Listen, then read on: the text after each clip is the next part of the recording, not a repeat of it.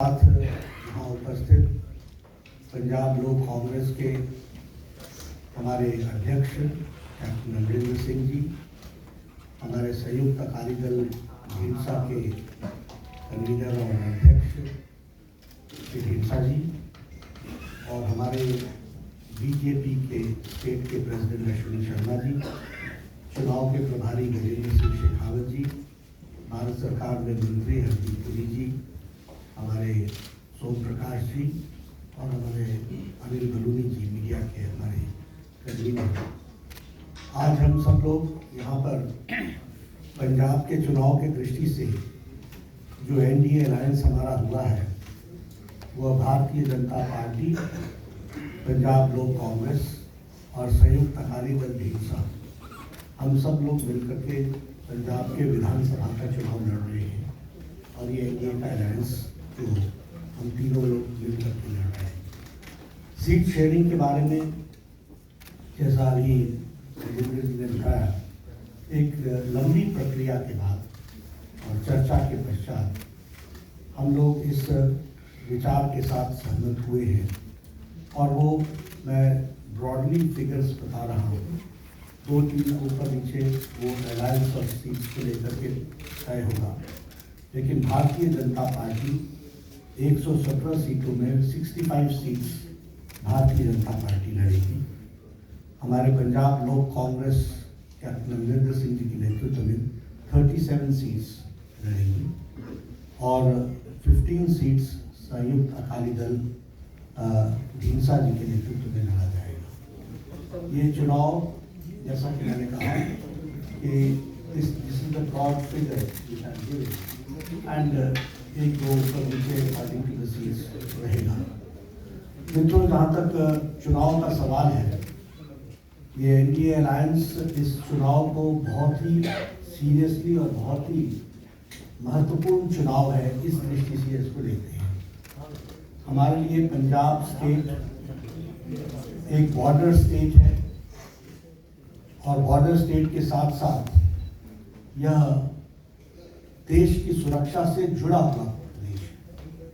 और देश के महत्वपूर्ण सुरक्षा के विषय के लिए पंजाब का स्टेबल रहना और मजबूत सरकार बनना, यह देश की आवश्यकता है, यह प्रदेश की आवश्यकता है। लगभग 600 किलोमीटर का बॉर्डर हमारा पाकिस्तान के साथ लगता है। Right from Pathankot to 600 long kilometres का बॉर्डर हमारा पंजाब का पाकिस्तान के साथ लगता है। और हमें मालूम है कि पाकिस्तान की हरकतें वेस्ट से हमारे देश के लिए किस तरीके के रहे हैं, वो भी हम सबको मालूम है। कैप्टन साहब ने इसका जिक्र भी किया है कई बार। और भारतीय जनता पार्टी को राष्ट्रीयता के विषय को लेकर के हमेशा आगे बढ़ती रही है। तो हम लोगों ने वहाँ पर जो देखा है, एक तो ड्रग्स की स्मगलिंग, आर्म्स की स्मगलिंग, एम्यूनिशंस की स्मगलिंग और सोफिस्टिकेटेड वेपन्स को स्मगल करने का काम तो पाकिस्तान की ओर से हमेशा यहाँ भेजने का काम, इस तरीके का प्रयास, कुत्सित प्रयास चलता रहता है। साथ ही साथ ड्रोन्स के मदद से यहाँ ड्रग्स, एम्यूनिशन, इसको भी पहुँचाने का कोशिश, कुत्सित प्रयास चलती रहती है। इसलिए security is a very important issue as far as Punjab election is concern. इसको हमको ध्यान में रखना चाहिए। हम सबको मालूम है कि हमारे देश के प्रधानमंत्री मोदी जी के विजनरी और डायनामिक लीडरशिप में देश बहुत तीव्र गति से आगे बढ़ रहा है और देश एक तरीके से लीप्स एंड बाउंड्स में आगे बढ़ रहा है, छलांग लगाता हुआ आगे बढ़ रहा है हर दृष्टि। उसको डिरेल करने का कुत्सित प्रयास देश विरोधी ताकतें करती हैं और उस डिरेलमेंट पे पंजाब के थ्रू एक्टिविटी हो, वेस्टर्न बॉर्डर पर एक्टिविटी हो, यह देश विरोधी ताकतों की हमेशा मंशा रहती है। इसलिए यह चुनाव और पंजाब स्टेट हम सब के लिए बहुत ही महत्वपूर्ण होता है। जहां तक इलेक्शन का सवाल है, this NDA alliance does not only see as a change of regime, यह सिर्फ सत्ता परिवर्तन का ही माध्यम हम नहीं मान रहे हैं। यह कोई सरकार बदलना ही इसका उद्देश्य नहीं है। यह चुनाव आने वाली पीढ़ियों को सुरक्षित करने के लिए और पंजाब को स्टेबिलिटी देने का चुनाव है। और भारत ये अलायंस जो हमारी है वो उसको उसी तरीके से देख रही है। अगर पंजाब स्टेबल होता है तो और सेफ होता है तो देश सुरक्षित रहता है। और जहां तक पंजाब का सवाल है, पंजाब ने देश को जो दिया है और जिस तरीके से लीडरशिप दी है वह हमेशा सराहनीय रही। अगर हम पंजाब की बात करें, डिफेंस में the contribution of Punjab can never be forgotten। कभी हम भूल नहीं सकते देश की सुरक्षा में जिस तरीके से पंजाब के लोगों ने अपने आप को बलिदान दिया है डिफेंस के दृष्टि से, उसी तरीके से फूड सिक्योरिटी के दृष्टि से भी देखा जाए तो पंजाब ने जो लीडरशिप दी है उसको भी देश याद रखता है।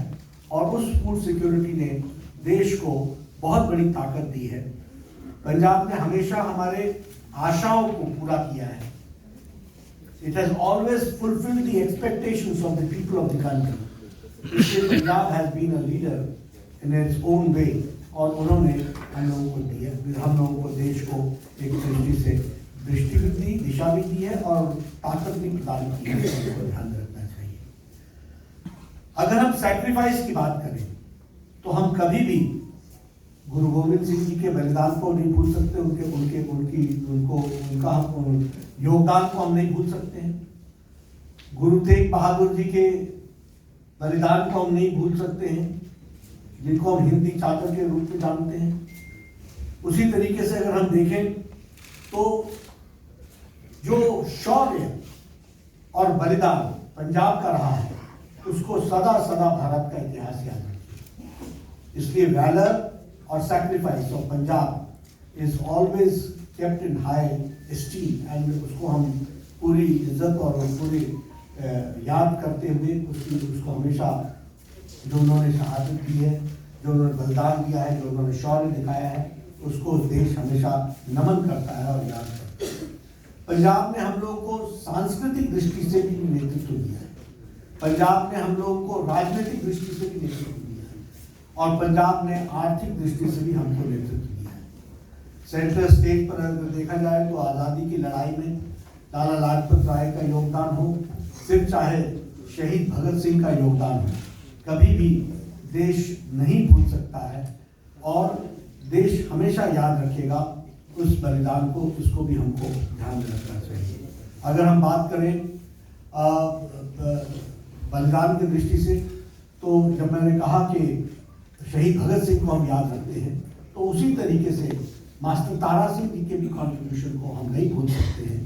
पंजाब को बहुत कुछ दिया है, पंजाब ने देश को बहुत कुछ दिया है, ये हमको ध्यान में रखना चाहिए। जहां तक आज पंजाब की स्थिति है, it needs a special attention. आज एक विशेष ध्यान देने की आवश्यकता है। पंजाब एक प्रोग्रेसिव स्टेट होने के बावजूद आज 3 लाख करोड़ के डेट पे खड़ा है और उसी के साथ साथ जो ये डेवलपमेंट इंडेक्स पर खड़ा था, धीरे धीरे खिसकते हुए ये नीचे की ओर आया है।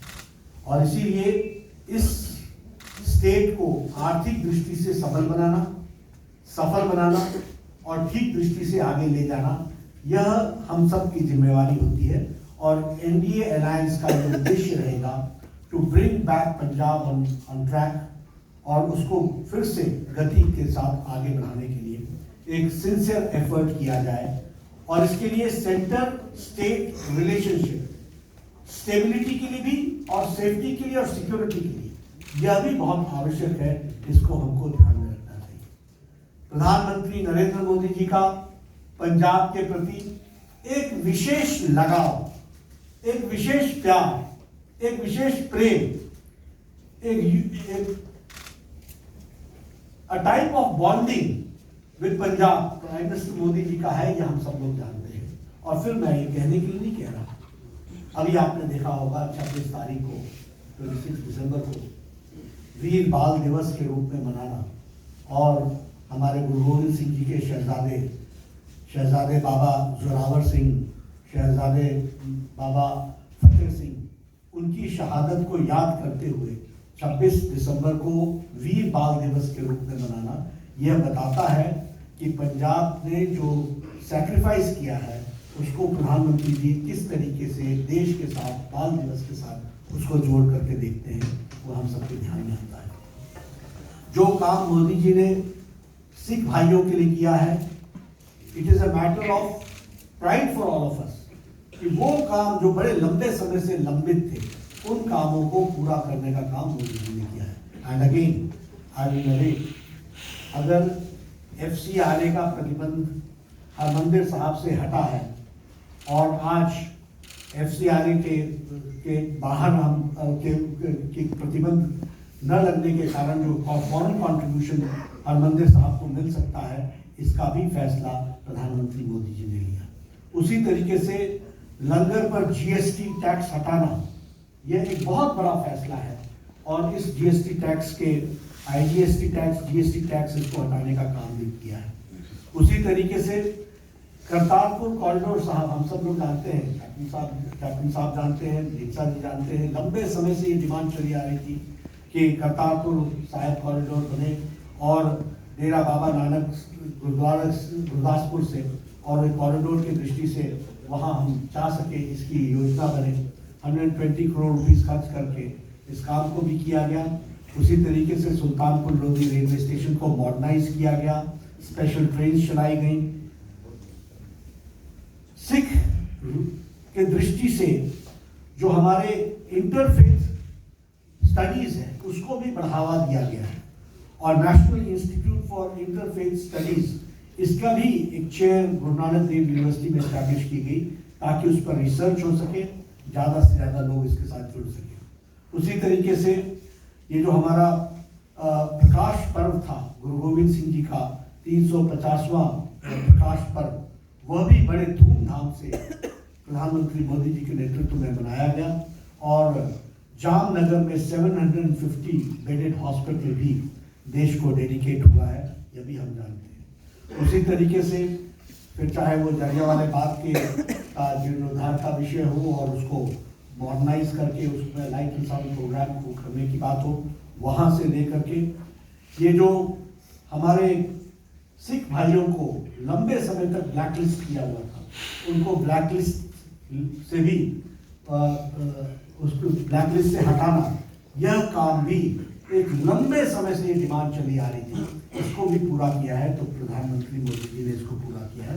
This we should all remember. उसी तरीके से हम दिल्ली में बैठे हैं, यहाँ बहुत लोग जानते हैं 1984 का रायट, सिख के ऊपर जो जिस तरीके से अटैक हुआ था और मैसेकर हुआ था, उस पर भी 1984 में इतने लंबे समय से जो न्याय के मिलना चाहिए था वो न्याय नहीं मिल पा रहा था।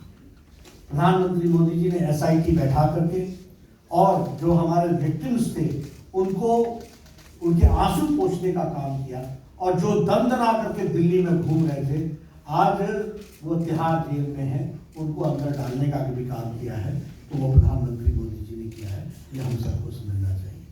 मित्रों, पंजाब के बारे में हम सबका कंसर्न है और कैप्टन अमरिंदर सिंह जी ने उस बात को कहा भी है।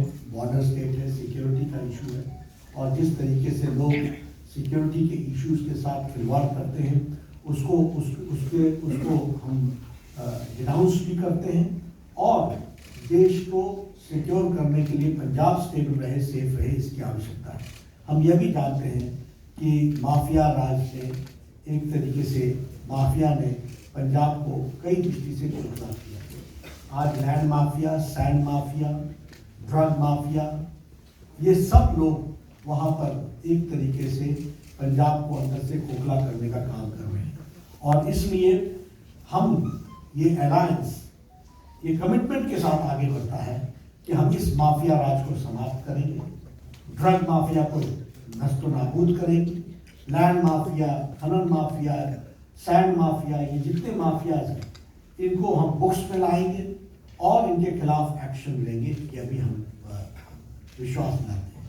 और इसके साथ साथ हमारी नीति जो भारतीय जनता पार्टी राष्ट्रीयता से ओतप्रोत है, उसी तरीके से पंजाब लोक कांग्रेस ने हमेशा सिक्योरिटी को इशू माना है और उसी तरीके से ढींसा साहब ने भी सिक्योरिटी को इशू माना है। इसलिए zero tolerance against terrorism, we believe in zero tolerance, और इसको हम पूरा करने के लिए हम अग्रसर होंगे। मित्रों, पंजाब में सेंटर स्टेट कोऑर्डिनेशन की आवश्यकता है। केंद्र में एनडीए की सरकार है और अब प्रदेश में एनडीए अलायंस चुनाव लड़ रही है।